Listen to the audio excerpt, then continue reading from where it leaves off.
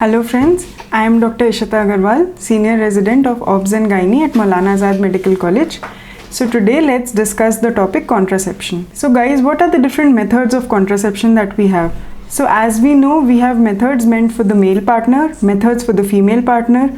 We have methods which are temporary and some which are permanent. We have hormonal methods as well as non-hormonal methods. So first of all, let's start with the natural methods that we have for contraception.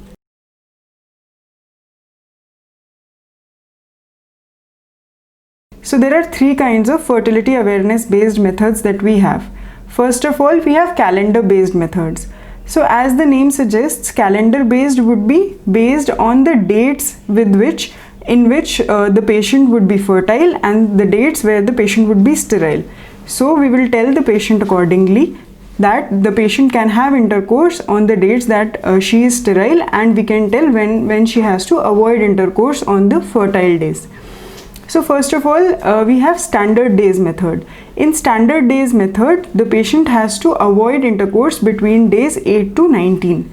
Second, we have the calendar method. So in calendar method, the first unsafe day is calculated as the shortest cycle duration minus 18, and the last unsafe day is calculated as the longest cycle duration minus 11 days. Secondly, we come to symptom based methods. So symptom based methods, as the name suggests, deal with the symptoms that the patient has, which can tell the time when she is fertile and the time when she is sterile. So first of all, we have the basal body temperature method. So here, as we all know, progesterone causes a rise in temperature by around 0.5 degrees Celsius. So in this, we tell the patient to avoid intercourse till day 3 of the rise of temperature. Secondly, we have the cervical mucus or the Billings method.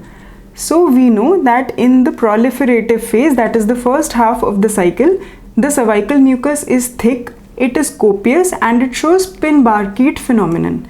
So what is Pin-Barkett phenomenon? When the cervical mucus is stretched between two fingers, so it stretches like a thread.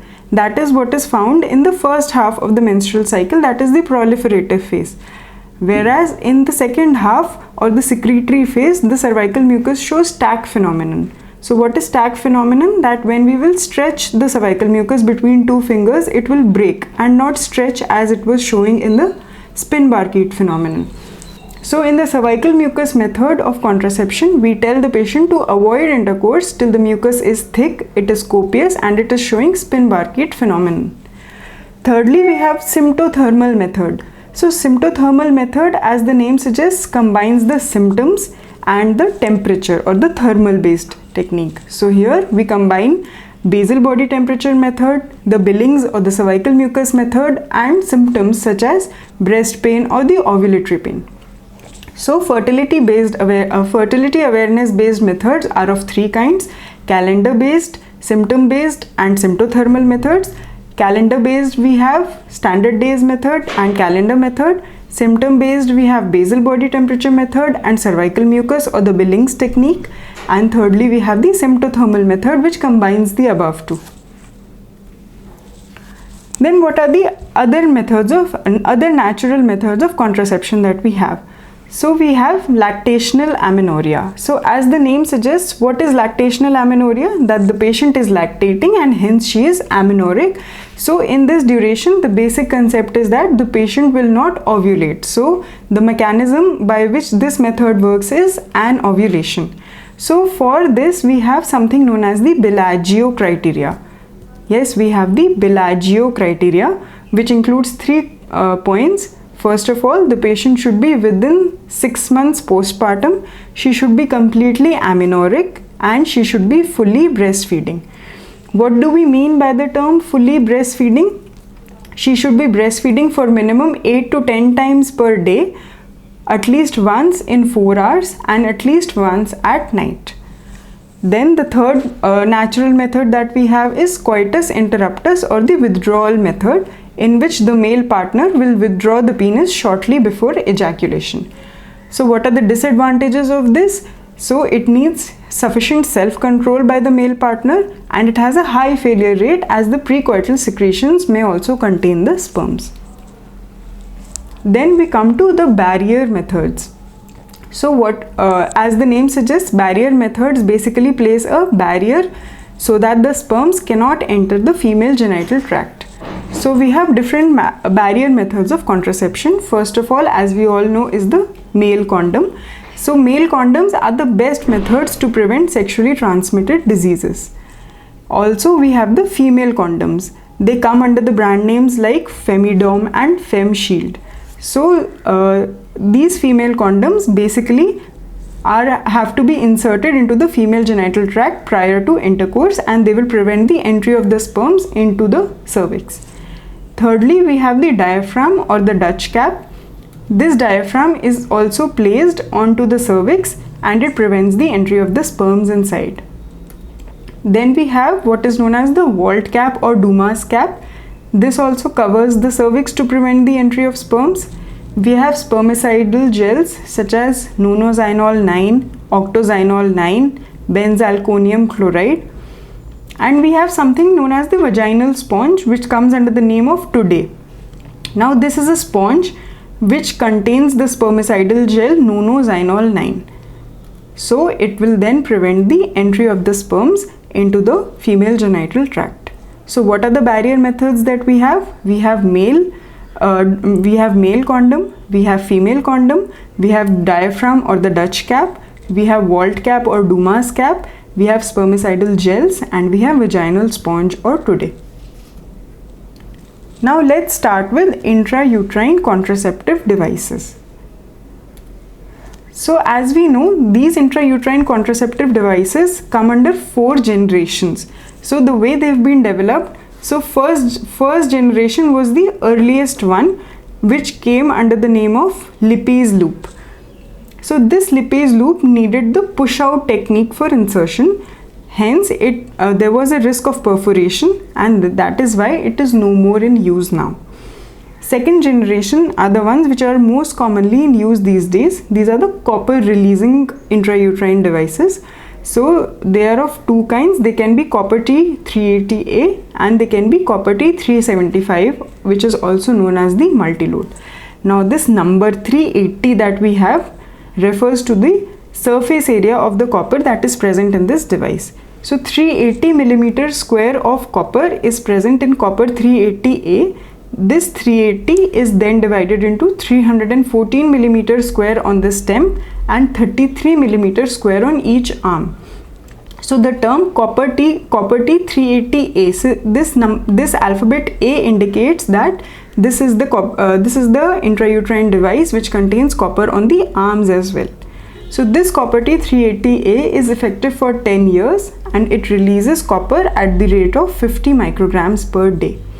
Then copper T 375 contains 375 millimeter square surface area of copper and it is effective for 5 years. Then we have the third generation IUCD. So these third generation IUCDs are hormone releasing IUCDs. So we have Progestacert, which contained 38 milligram of progesterone, which was released at the rate of 65 micrograms per day and it was effective for 1 year. The latest one that we have in use these days is the levonorgestrel containing intrauterine system, also known as Mirena. This contains 52 milligrams of levonorgestrel, which is released at the rate of 20 micrograms per day and it is effective for a period of 5 years. Now the newer ones that we have are known as frameless IUCDs. So as the name suggests, these have no frame. They are of 2 kinds. They can be copper containing, also known as Gynefix, and they can be levonorgestrel containing, also known as Fibroplant. Okay, so let's quickly revise the generations of IUCDs. We have the first generation, that is Lippes loop. We have second generation, which was copper releasing, which can be copper T 380A and copper T 375. Third generation is hormone releasing, which is Progestacert and Mirena. And fourth generation, the newest ones are the frameless IUCDs like Gynefix and Fibroplant. So as you can see in this image, copper T 380A contains copper on the stem and also on the arms. So what did we read? That it has 314 millimeter square on the stem and 33 millimeter square on each arm. Then we have copper T375. So as you can see here, there is no copper on the arms, it is only on the stem. And thirdly, we have levonorgestrel containing, that is Mirena. Now this is an image showing the frameless IUCDs. So first, as you can see here, is the copper containing Gynefix, and secondly we have the Fibroplant, which is levonorgestrel containing IUCD. So what is the mechanism by which IUCDs work? So first of all, they create a local foreign body reaction, which is known as aseptic inflammation. Because of this inflammation, there is inhibitory effect on the endometrium, so implantation cannot occur. Also, these inflammatory cells are toxic to the sperms, to the ova, and to the embryo. IUCDs also alter the tubal motility. Thirdly, the hormone containing IUCDs also have additional mechanisms by which they work, that is, they inhibit ovulation, they thicken the cervical mucus, and they inhibit implantation. Okay, so what is the mechanism of action of IUCDs? They create a local foreign body reaction which inhibits implantation and is toxic to the sperms, ova, and the embryo. They alter tubal motility, and the hormone containing IUCDs in addition inhibit ovulation, they thicken the cervical mucus, and they inhibit implantation.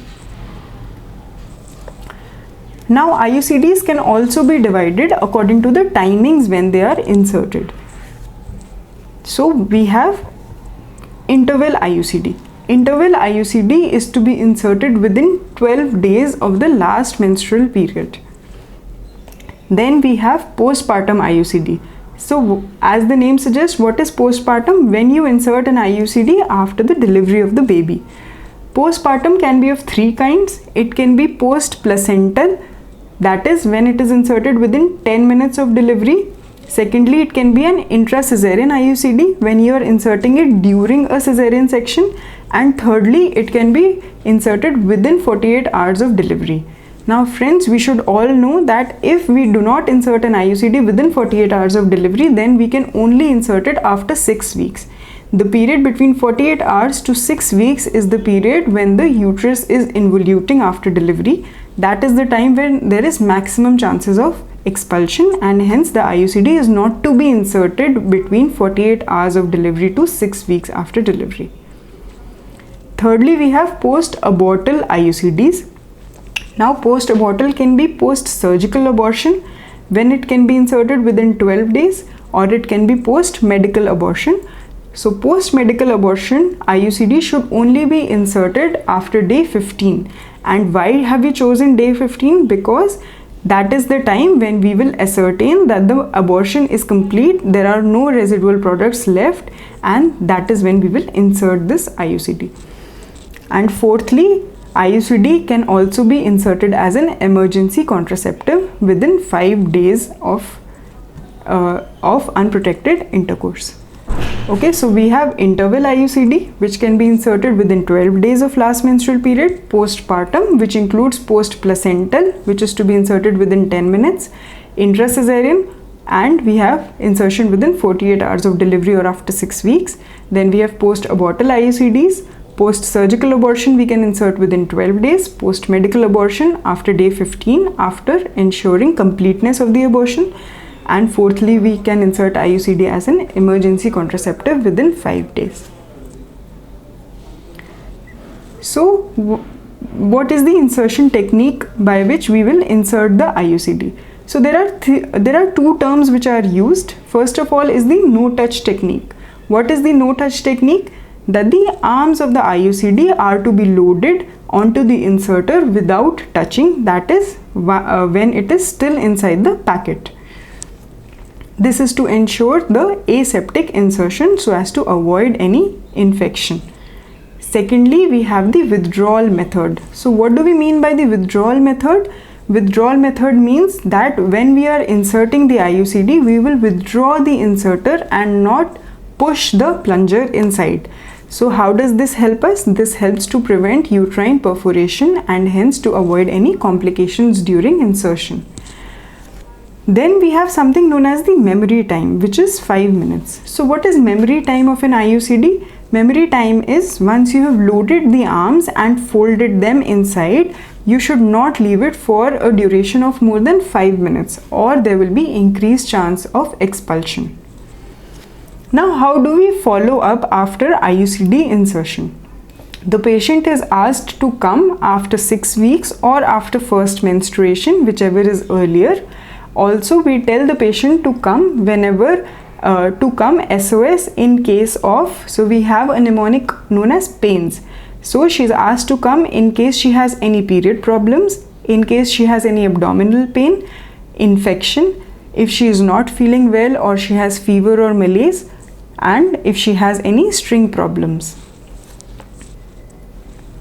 So what are the advantages of IUCD as a contraceptive device? So as we will see consequently, IUCD is one of the most effective methods of contraception. It can also be used in lactation during breastfeeding, as it has no effect on the breast milk. It is very long acting. As we saw, every IUCD is almost or acts for as long as 5 or 10 years. Now it has no interference with sexual pleasure. This is the best contraceptive method for spacing, and hormonal IUCDs have additional advantages of decreasing menorrhagia and dysmenorrhea. They are used for the treatment of endometriosis, adenomyosis and fibroids, and they also protect from endometrial carcinoma. So now, what are the complications of IUCD insertion? So we can divide the complications into early complications and late complications. So what are the early complications? As soon as we have inserted the IUCD, the patient can have a vasovagal syncope.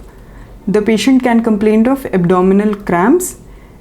There is risk of perforation during insertion of IUCD.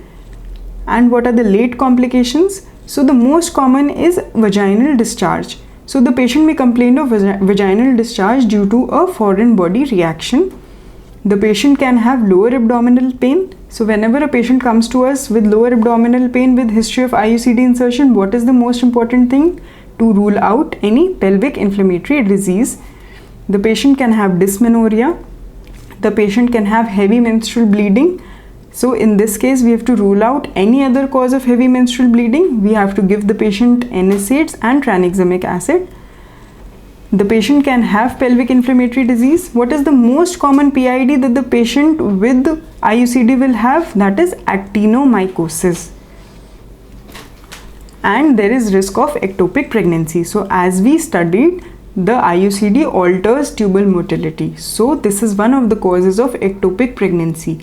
So whereas in the general population, we have a risk of ectopic of about 1 to 2%, a patient with IUCD has an ectopic pregnancy risk of as high as 6 to 30%. So now let's start with the next topic, that is oral contraceptive pills. So oral contraceptive pills can be divided into hormonal pills and into non-hormonal pills. Hormonal pills can be combined oral contraceptives which will contain estrogen plus progesterone, and they can be progesterone only pills. And what are the non-hormonal oral contraceptive pills? They come under the name of Centromam. First of all, let's see the mechanism of action. So oral contraceptive pills work basically by inhibiting ovulation. This is the most important mechanism of action for combined oral contraceptives. Secondly, they alter the fallopian tube motility, thus inhibiting fertilization. Thirdly, they make the endometrium unfavorable for implantation.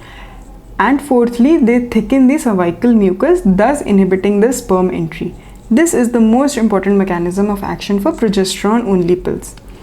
So let's remember that the most important mechanism for combined oral contraceptives is by inhibiting ovulation, and the most important mechanism by which POPs work is by inhibiting sperm entry by thickening the cervical mucus. So first of all, let's discuss the combined oral contraceptives or the COCs. So COCs also come in 4 generations. So what is the difference between the generations? How were these generations developed? So the primary concept was that with each successive generation, we decreased the amount of estrogen that was present in the COC, and the progesterone which we used was of the successive generations, and as we all know, as the generations of progesterone increase, the androgenic side effects decrease, such that the fourth generation progesterones are actually anti-androgenic. So the first generation COCs were the high dose COCs, which had 50 micrograms of ethinyl estradiol, and they contained the first generation progesterones such as norethisterone or norgestrel. Secondly, we have the low generation COCs, which had ethinyl estradiol of 30 to 35 micrograms, and they contained levonorgestrel as the progesterone. So example that we have is most commonly Mala N and Mala D. So as we know, what is provided free of cost by the government of India, that is tablet Mala N. So you can remember like that, N is for no cost. So what is the composition of both of these? Both of them have the same composition. They contain 30 micrograms of ethinyl estradiol and 0.15 mg of levonorgestrel. Thirdly, we have ultra low dose COCs.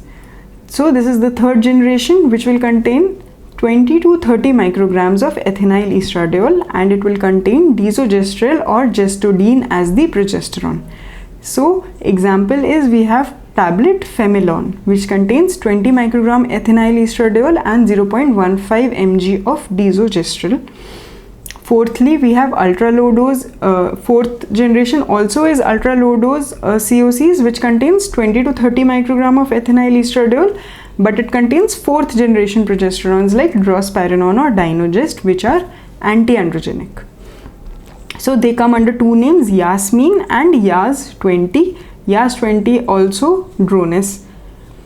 So Yasmin contains 30 micrograms of ethinyl estradiol and 3 mg drospirenone, and Yas 20 as it has 20 in the name, so it contains 20 micrograms ethinyl estradiol and 3 mg drospirenone.